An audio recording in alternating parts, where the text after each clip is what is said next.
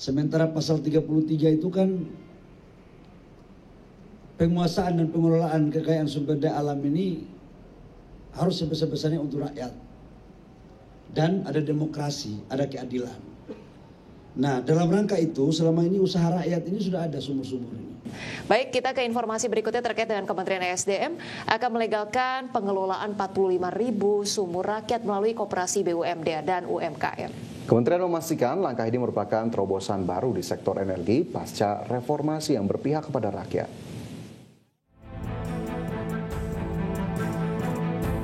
Kementerian ESDM akan melegalkan pengelolaan 45.000 sumur rakyat melalui koperasi, BUMD maupun pelaku usaha mikro kecil dan menengah atau UMKM. Hal ini sesuai dengan Peraturan Menteri ESDM Nomor 14 Tahun 2025 tentang kerjasama pengelolaan bagian wilayah kerja untuk peningkatan produksi migas.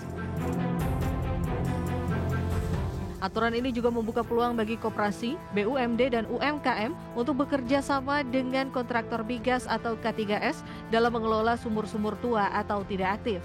Menteri ESDM Bahlil Lahadalia menyebut, langkah ini merupakan terobosan baru di sektor energi pasca reformasi yang berpihak kepada rakyat. Sementara pasal 33 itu kan penguasaan dan pengelolaan kekayaan sumber daya alam ini harus sebesar-besarnya untuk rakyat. Dan ada demokrasi, ada keadilan. Nah, dalam rangka itu selama ini usaha rakyat ini sudah ada sumur-sumur ini. Tapi mereka nggak punya legal, mohon maaf kadang-kadang dikejar oleh oknum-oknum. Maka dengan permen ini semuanya sudah bisa kita lakukan. Dewan Koperasi Nasional atau Dekopin menyambut baik langkah Kementerian ESDM yang melegalkan 45.000 sumur rakyat dikelola oleh BUMD, koperasi, dan UMKM. Meski demikian, Dekopin meminta agar pemerintah melakukan verifikasi yang ketat bagi koperasi yang melakukan pengelolaan sumur rakyat. Jadi semacam satu ruang yang dimanfaatkan oleh pihak-pihak yang tidak bertanggung jawab. Jadi saya selaku Ketua Umum Dekopin, kami meminta bahwa verifikasi terkait koperasi-koperasi tersebut harus benar-benar sangat dievaluasi dengan maksimal.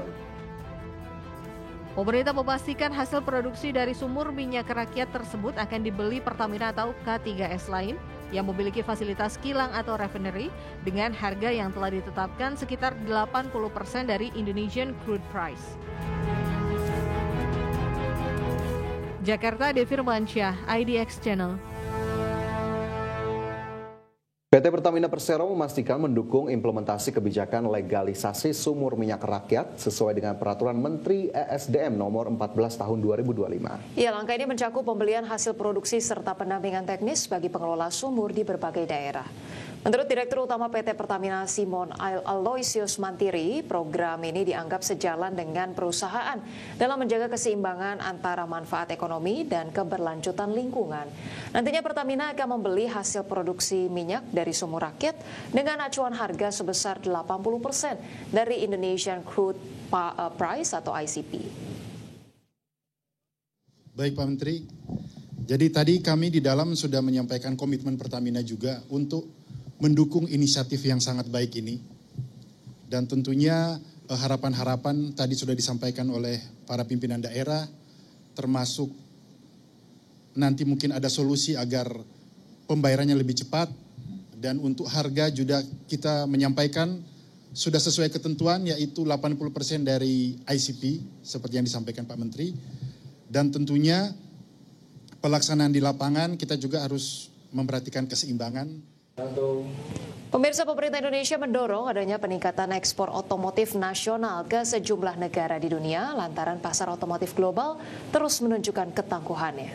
Pada tahun 2024, total penjualan kendaraan baru di seluruh dunia mencapai 92,5 juta unit. Pemerintah terus mendorong perluasan pasar ekspor produk otomotif dari dalam negeri ke sejumlah negara. Pasalnya pasar otomotif global saat ini terus menunjukkan ketangguhan di tengah tantangan perdagangan dunia. Menko Bidang Perekonomian Erlangga Hartarto menyebut, Sepanjang 2024, total penjualan kendaraan baru di seluruh dunia mencapai 92,5 juta unit. Untuk kawasan ASEAN, penjualan kendaraan pada 2024 tercatat 3,15 juta unit. Erlangga menegaskan pemerintah akan memperkuat penetrasi mobil produksi nasional di pasar global, di mana tahun lalu nilai ekspor mobil Indonesia mencapai 6 miliar dolar Amerika. Dan Indonesia sedang terus bernegosiasi dengan multi blok luar negeri, termasuk yang terus didorong oleh Pak Menteri Luar Negeri untuk CPTPP, OECD dan yang lain. Itu diharapkan marketnya semakin terbuka. Sekarang beberapa pasar menggunakan sistem kuota, jadi membatasi. Tapi dengan nantinya Free Trade Agreement, SEPA dan juga CPTPP bisa, itu kuota bisa dibuka. Dan Indonesia sekarang juga terbuka untuk mengekspor otomotif ke Australia yang kita sudah punya perjanjian perdagangannya. Berdasarkan data Gaikindo, kinerja ekspor mobil utuh pada periode Januari hingga Agustus 2025 tembus 335.063 unit. Angka ini tumbuh 12,2% secara tahunan dibandingkan dengan periode yang sama tahun lalu yang mencapai 298.691 unit.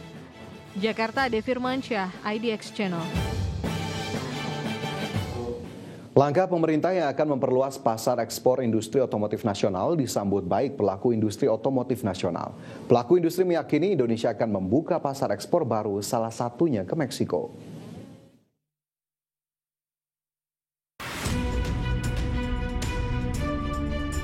Langkah pemerintah yang akan memperluas pasar ekspor industri otomotif nasional disambut baik pelaku industri otomotif nasional.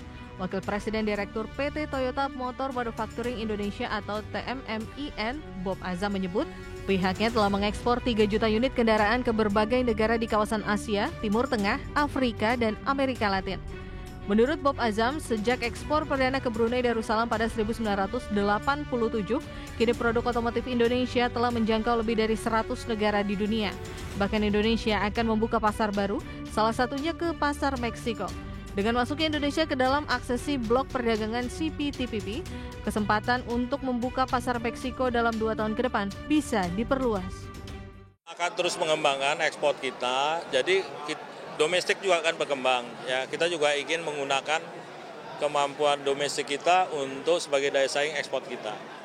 Nah sekarang 50% ekspor kita itu sudah direct ekspor, jadi nggak dikumpulin lagi di Singapura ya dengan kapal lebih besar lagi. Enggak, kita sekarang Indonesia sudah menjadi production base, ya benar-benar jadi production base. Dalam mendukung peningkatan industri otomotif nasional, pihak TMMIN juga akan menjadikan Indonesia sebagai pusat riset dan pengembangan global. Dari Jakarta, Ade Firmansyah, IDX Channel. Pemirsa, kinerja industri otomotif nasional dalam 9 bulan terakhir menunjukkan tren permintaan yang melemah di pasar domestik. Meski demikian, terjadi peningkatan ekspor mobil utuh dan setengah jadi yang membantu menopang pertumbuhan sektor otomotif sepanjang tahun 2025. Kinerja industri otomotif nasional dalam 9 bulan terakhir menunjukkan tren peminatan yang melemah di pasar domestik. Meski demikian, terjadi peningkatan ekspor mobil utuh dan setengah jadi yang membantu menopang pertumbuhan sektor otomotif sepanjang tahun 2025. Gabungan Industri Kendaraan Bermotor Indonesia atau Gaikindo mencatat ekspor mobil utuh buatan dalam negeri atau completely built up mencapai 47.321 unit pada September 2025. Angka ini sedikit turun 6,8% dibandingkan Agustus 2025 yang mencatat 50.778 unit, namun masih menunjukkan kinerja ekspor yang solid. Secara kumulatif, Januari-September 2025, total ekspor mobil CBU dari Indonesia mencapai 382.374 unit, naik 10,9% dibandingkan periode yang sama tahun lalu, sebesar 344.890 unit. Sementara itu, ekspor mobil dalam bentuk terurai atau completely knocked down pada September 2025 mencapai 4.386 set, turun dari Agustus yang mencatat 6.163 set. Meski demikian, secara kumulatif Januari hingga September 2025, ekspor CKD tetap tumbuh signifikan dengan total 45.673 set, meningkat 29,8% dibandingkan periode yang sama tahun lalu, 35.179 set. Tim Liputan IDX Channel. Ya, soal industri otomotif tentu kita dukung berbagai upaya yang dilakukan dan juga optimisme dari pelaku industri begitu ya, agar kemudian industri otomotif selalu membuka pasar ekspor baru, karena kita tahu dengan kapasitas yang kita miliki tentu produk-produk otomotif Indonesia ini harus semakin diperluas jangkauan ataupun capaiannya. Tapi juga jangan lupa kita pikirkan juga bagaimana kemudian kita memiliki produk otomotif sendiri nih, karena kalau kita lihat dengan negara-negara lain sepertinya mereka sudah berlomba-lomba atau bahkan sudah jauh meninggalkan kita begitu ya, dengan produk-produk dalam negeri mereka sendiri, bahkan ada produk-produk yang sudah kita kenal secara mendunia. Betul, jadi jangan sampai kemudian brandingnya adalah produk Jepang buatan Indonesia ya, tapi kemudian bagaimana made in Indonesia ini bisa betul-betul orang tahu lah ini ciri khas Indonesia. Dan bicara mengenai tadi adanya peningkatan terkait dengan ekspor otomotif, tapi bicara mengenai daya beli masyarakat dari dalam negeri sendiri untuk khususnya otomotif ya tampaknya masih melesu. Jadi kita harapkan ini bisa berdampingan lah ya, bagaimana kemudian peningkatan penjualan di dalam negeri dan juga dari sisi global ini bisa berjalan beriringan.